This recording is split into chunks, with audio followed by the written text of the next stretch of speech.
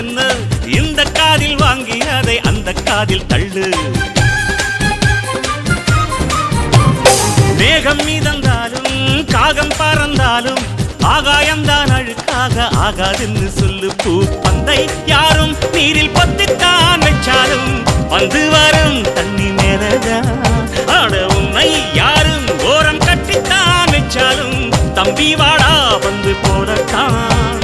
மூணாம் பீரை மெல்ல மெல்ல வெண்ணிலவாய் மின்னுவதை மின்மினிகள் தடுத்திடும்.